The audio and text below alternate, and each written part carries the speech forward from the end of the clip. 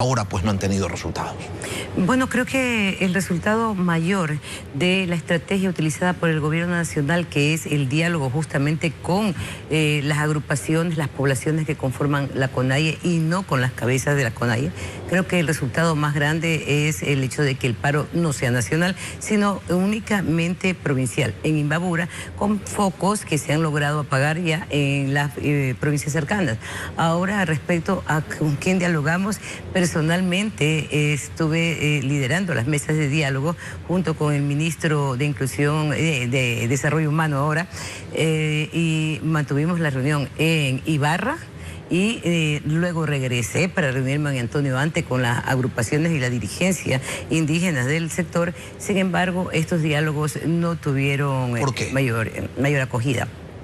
Porque desde que nos sentamos, lo único que recibimos es recriminación histórica de otros gobiernos, de los abandonos que han tenido durante todo este tiempo, que es comprensible que lo reclamen, que como gobierno nacional tenemos que dar la cara y tenemos que trabajar también por estos sectores, mucho más que por algunos otros, porque en verdad es real, han sido tradicionalmente olvidados. El problema no es ese, sino que poco a poco se han ido incrementando otras posiciones al diálogo. Se logró la fecha de la reunión, aceptaron y 5 minutos antes dijeron que radicalizaban el paro y que no querían dialogar. Y por parte del gobierno, ¿con qué propuestas concretas llegan ustedes a esos diálogos, a esas conversaciones, a más pues de las compensaciones, de los bonos, de los créditos, de los tractores?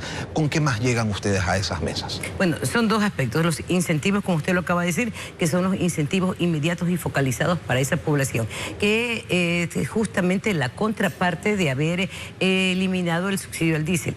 Los incentivos o el dinero van directamente a las personas que más lo necesitan. Eso es lo principal. Pero luego también atendemos esos requerimientos que, como le decía hace un rato, son ya históricos para la población indígena, como por ejemplo salud, educación intercultural y incluso parte de la gobernabilidad que también requieren ellos. Nos decían, tienen que elegir designar a los tenientes políticos que son el nexo con el gobierno desde acá.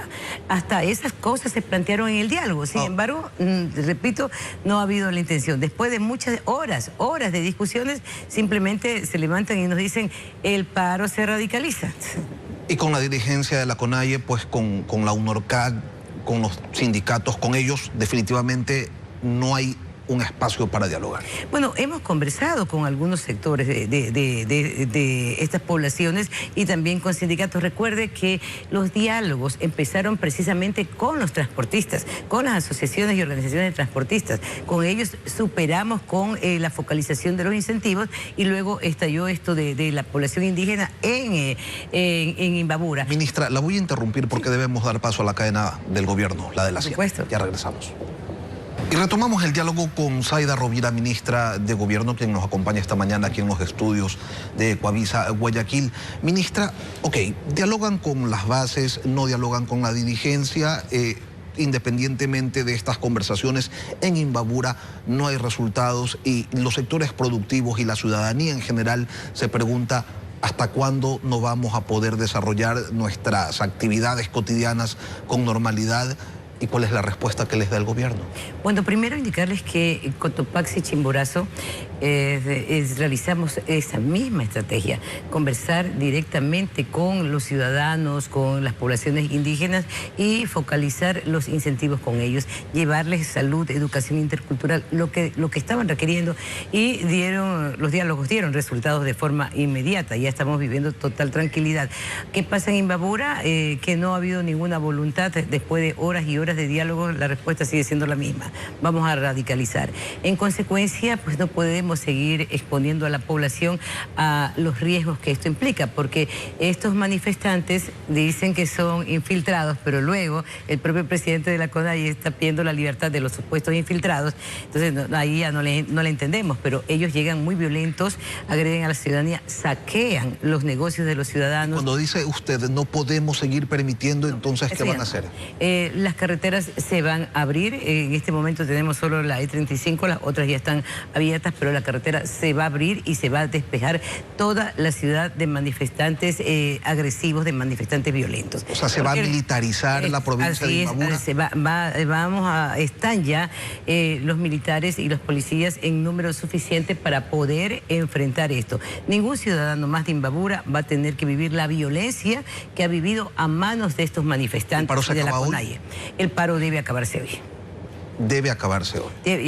Esperamos que se acabe hoy, yo diría máximo mañana, pero no vamos a permitir que esta situación se alargue durante la semana. El bloque de seguridad está actuando con firmeza y está actuando en varias aristas, no solamente con los manifestantes que están allá, sino que también está golpeando a esas fuentes que les financian. Como ustedes han visto, hemos tenido operativos muy fuertes en Buenos Aires, justamente en Imbabura, que son parte de quienes financian estos movimientos. ¿Y por qué esperaron? ¿Cómo se explica el gobierno a sí mismo que durante 3 semanas no hayan tenido, pues, o no hayan ejercido esa capacidad de control en la provincia de Imbabura? Porque en el marco de las manifestaciones, y usted lo conoce, no se lo tengo que contar, pero recordemos que unos pocos vándalos bloquearon, extorsionaron, amenazaron, y el Estado no pudo garantizarle a una mayoría que quiere trabajar, que quiere estudiar, que quiere movilizarse, que efectivamente lo puedan hacer. Bueno, primero, yo insisto, tenemos que hacer el análisis integral. No permitimos que el paro se extendiera. Yo creo que en virtud de no haber permitido que el resto del país se vea afectado como pasaron en ocasiones anteriores, en el 2019 y 2022, eso ya es un triunfo para la ciudadanía, para el Ecuador entero, haber encerrado el paro en una sola provincia. Claro, los habitantes de esta provincia son los que se han visto afectados. ¿Por qué no? Hay gente que nos dice, pero entren, barran con todos, llévenselos a todos, pero aquí tenemos que pesar también. ¿Qué es lo que va a pasar si tenemos una población de, vamos a seguir diciéndole al término que ellos utilizan, de infiltrados, violentos, delincuentes, terroristas que están causando el caos dentro de la ciudad? El enfrentamiento con la policía o militares iba a hacer que hubiera hasta muertos, y eso es lo que no queremos. Créamelo, y que lo crea toda la ciudadanía, que todas las pérdidas económicas, que es lo que me reclaman a cada rato, se pueden recuperar, pero vidas, sean de quien sea, no. Así que hemos privilegiado dialogar hasta lo último e ir avanzando. Dese cuenta que hemos avanzado poco a poco y hoy día ya estamos adentro de Imbabura. Ministra, usted ha hecho referencia a las movilizaciones anteriores, y sobre la de 2019 hubo un informe de una comisión para la verdad y la justicia ante las protestas de octubre de 2019, comisión que se conformó por disposición de la Defensoría del Pueblo, y esa comisión concluyó que en las protestas de octubre de 2019 el Estado ecuatoriano vulneró el derecho a la protesta y a la resistencia, reconoció y condenó el ataque a periodistas, denunció ejecuciones extrajudiciales, detenciones ilegales y arbitrarias. En esas protestas en las que manifestantes se tomaron Quito, quemaron la Contraloría, atacaron ambulancias, destruyeron propiedad pública y privada. Y usted, ministra, que en esa época era defensora del pueblo, vicedefensora del pueblo, suscribió el contenido de ese informe. Con su trayectoria en derechos humanos, ¿qué lectura tiene sobre los excesos de la fuerza pública en el control de manifestaciones hoy? No le hablo del uso progresivo de la fuerza contra los violentos, sino del uso excesivo de la fuerza pública contra manifestantes. Dos cosas. Es importante que me haya puesto este contexto porque siempre soy cuestionada por aquello. Primero, yo no suscribí el informe de la verdad porque la comisión, yo no estuve conformando la comisión. Esa era una comisión que dispuso el entonces defensor del pueblo. Si mi nombre aparece es porque yo era vicedefensora, pero realmente ni estuve en las investigaciones ni tuve absolutamente nada que ver en aquello. Y naturalmente que una entidad como esta, como la Defensoría del Pueblo, que tiene como función poner límites al poder, pero que lamentablemente obedece a corrientes políticas también, en aquel momento obedecía a una corriente política, y de aquí los resultados de este informe. Ahora bien, los excesos de la fuerza pública en cualquier momento, sea dentro de manifestaciones o en cualquier otro contexto, deben de investigarse. Los policías y militares tienen que enfrentar a grupos terroristas.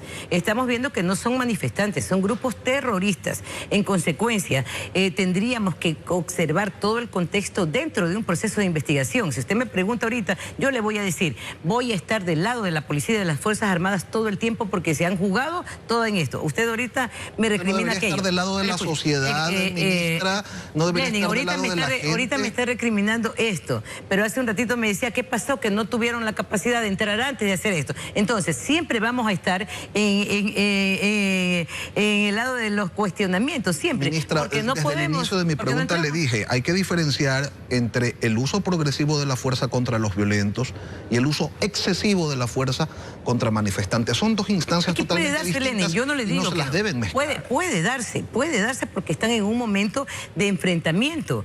Puede darse, yo no estoy diciendo que no. Lo que le digo es que todos esos actos tienen que ser investigados y serán investigados. Tal es así que nosotros les hemos dicho en las mesas de discusiones, cuando nos dicen queremos reparación para el ciudadano que falleció, pero por supuesto que reparación para las personas que fueron heridas, pero por supuesto, pero que dentro de esa reparación también se cuente pues a los militares y policías que han sido salvajemente torturados y que están heridos. Entonces, esta tiene que ser una investigación integral. No puede ser sesgada como aquella que usted me comenta de la Comisión de la Verdad, en la que solamente era una parte y todavía estamos viendo militares que siguen enfrentando procesos judiciales por ese paro. Entonces, la investigación va a ser integral. Lo que pasó con policías, lo que pasó con militares, la persona que falleció, los heridos que hay, los medios de comunicación o los periodistas que fueron afectados. La investigación después de esto será totalmente integral. Respecto al bombardeo de las bocaminas en Buenos Aires, ministra, lo que usted hizo referencia hace pocos minutos, donde la minería ilegal manda, ¿cómo se explica que en una zona claramente identificada como de desarrollo de actividades ilegales, estas se continúen desarrollando? El país ha visto decenas de intervenciones en la zona, y después de un tiempo, pues, estas se reactivan. Llegan los militares, hacen presencia, hacen operativos, detienen a gente involucrada, decomisan, y después de unos meses, de unas semanas, todo vuelve a esa ilícita normalidad. ¿Cómo garantizarle al país que esta ocasión sí es la definitiva, que ya no se van a volver allí a instalar los delincuentes? Bueno, yo creo que lo que estamos viendo en este momento da parte de la respuesta, ¿no? Por supuesto que estamos en una de las provincias que mayormente se ha dedicado al tráfico de combustibles y por supuesto que son las que más tienen que reaccionar. Ni siquiera estamos hablando de las poblaciones indígenas, sino de toda esta gente que está sosteniendo ese paro en esta provincia. Son aquellos pues que se han dedicado a este tipo de negocios ilícitos, ilegales. Ahora, ¿por qué esta incursión de ayer es diferente? Porque estamos viendo a todos los actores en el escenario. Ya sabemos que hay alrededor, de los que están saliendo, alrededor de 5.000, 6.000 personas que están dispuestos a combatir con todo para quedarse con esos espacios de ilegalidades que constituye este tráfico del diésel. Pero del otro lado está la policía, las Fuerzas Armadas y los ciudadanos de bien. Los tenemos plenamente identificados. Los que todavía no están detenidos ya están denunciados ante la Fiscalía. Tenemos 124 personas detenidas en este proceso y los otros están denunciados ante la Fiscalía. Ministra, ¿al gobierno le preocupa que este paro extendido termine afectando los respaldos ante la consulta popular que se desarrollará pues en poco más de un mes?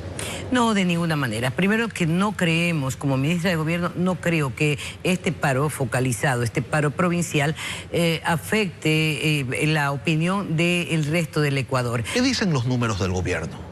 Bueno, ¿cómo están los respaldos? Bueno, nosotros estamos permanentemente en territorio y se lo digo como ministra de Gobierno. Muchas veces me han cuestionado. La ministra de Gobierno tiene que estar en el escritorio trazando la línea política, pero la gobernabilidad, y yo lo he explicado abiertamente, no solo tiene que ver con la articulación con otras funciones, sino justamente por lo que pasa ahora, la articulación directa con los colectivos y sectores sociales.